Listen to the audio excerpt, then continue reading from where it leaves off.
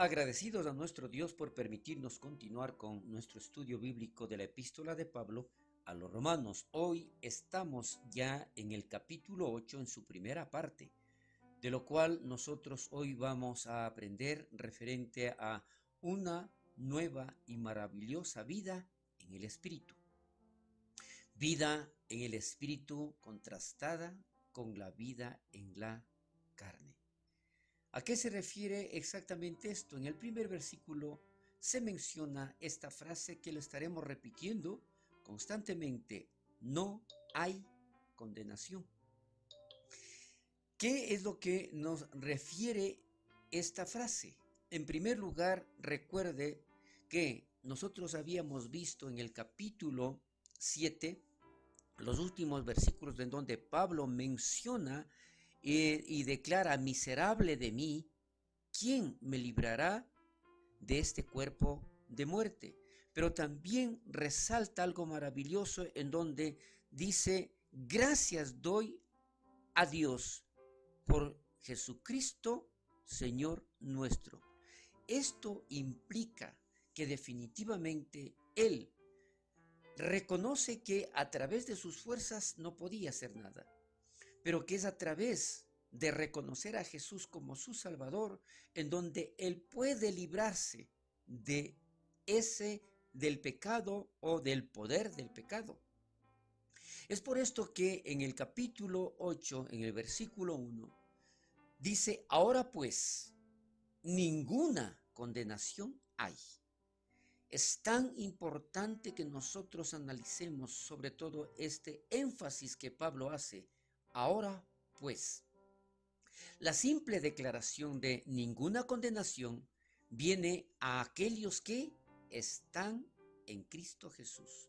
Por eso yo le leí una parte de los últimos versículos del capítulo 7, en donde Pablo reconoce que y da gracias a Dios por Jesucristo, nuestro Señor. Entonces, aquí nosotros vemos que el Dios, el Padre, no condena a Jesús. Tampoco Él condenará a aquellos que están en Jesús. Ellos no están condenados, no serán condenados y no pueden ser condenados si nosotros nos mantenemos en Cristo Jesús. Definitivamente ahí es lo que nosotros podemos entender. Ninguna condenación hay.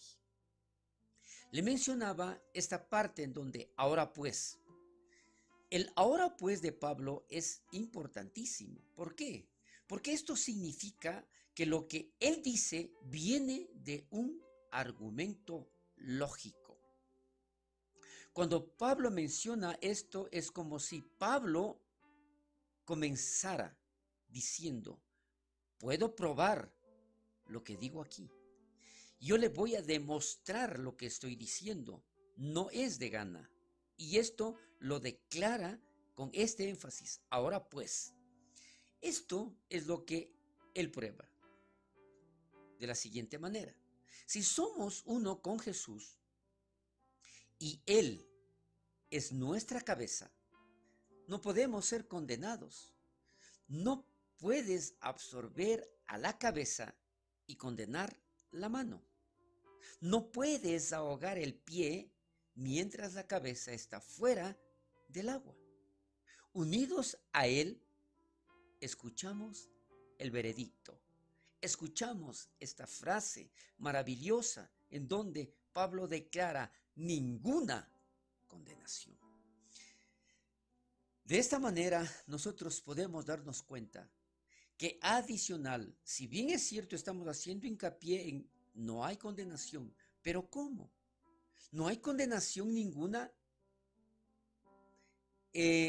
para que los que están en Cristo, no a aquellos simplemente que creen o piensan o simplemente se imaginan que eso va a suceder. No. Ahora, ¿qué es lo que sucede? Esta frase quiere decir que hay una unión mística. Al decir en Cristo, menciona Y repito, que hay una unión, una conexión mística y espiritual entre Cristo y los creyentes. Esto a veces es expresado como Cristo estando en ellos. Y aquí, como estar ellos en Cristo.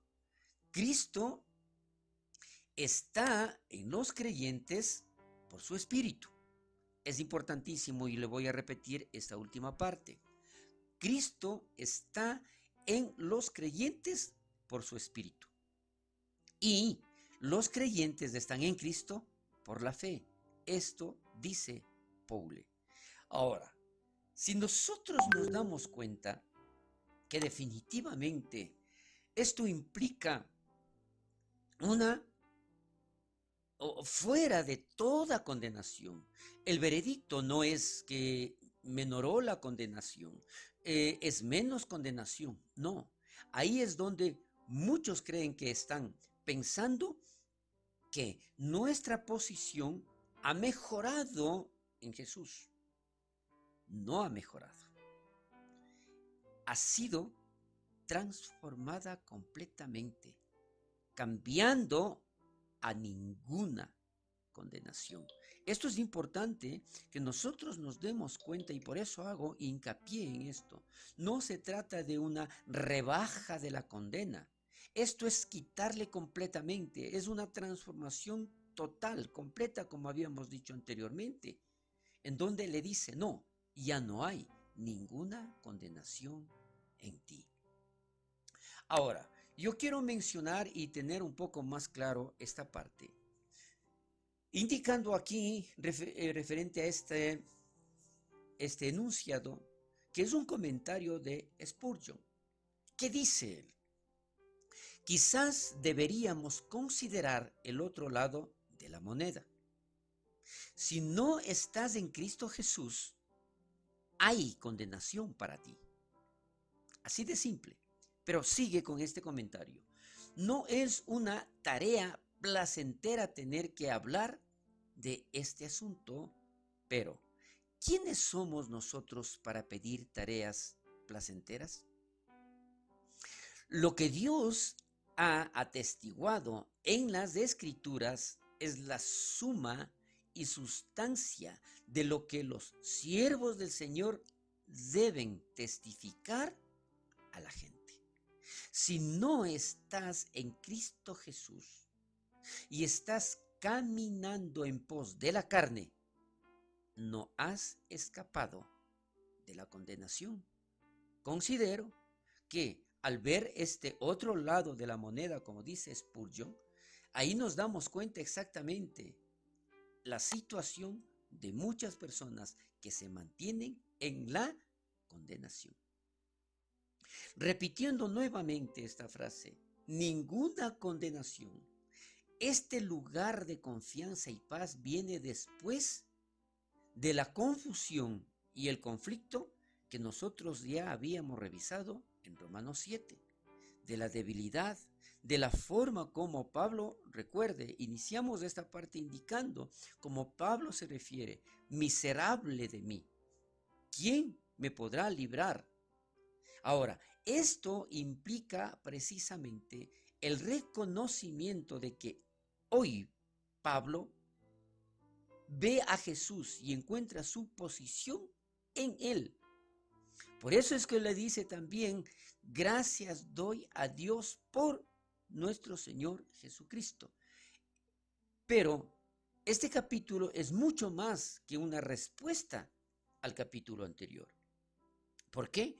Une pensamientos desde el comienzo de esta carta hasta el final.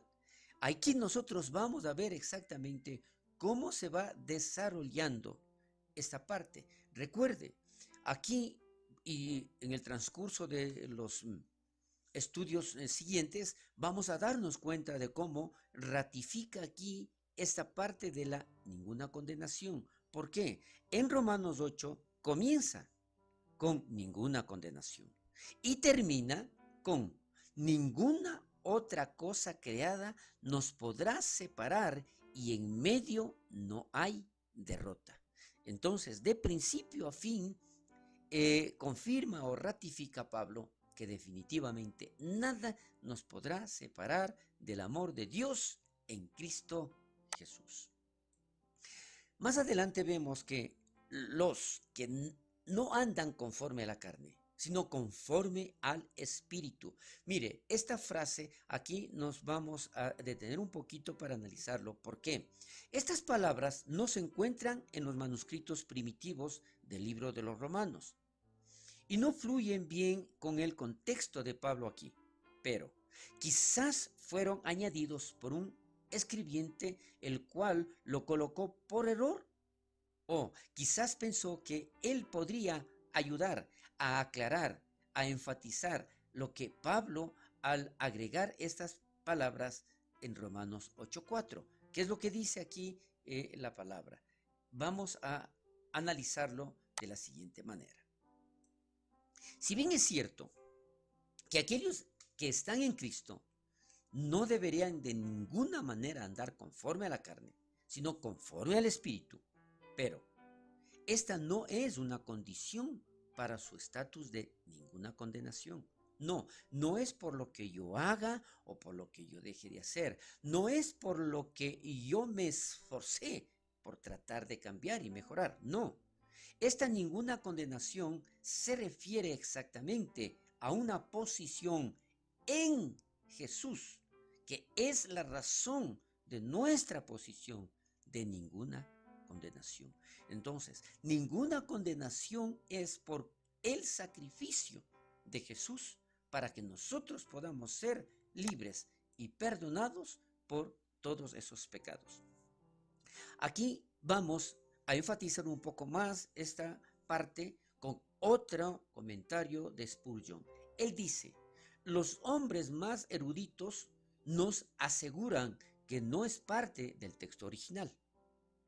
No puedo justo ahora entrar en las razones de esta confusión, pero con razones muy buenas y sólidas, dice Spurgeon. Las copias más antiguas no la contienen, las versiones no la sostienen, y los padres que citaron abundantemente la escritura no citan esta oración. Pero sin embargo, no se trata de que existe contradicción. Al contrario, hacen énfasis en realidad de lo que Pablo dice. Otra vez, la frase, ninguna condenación. Recibimos esta gloriosa declaración de la corte de Dios. La recibimos aunque merezcamos condenación.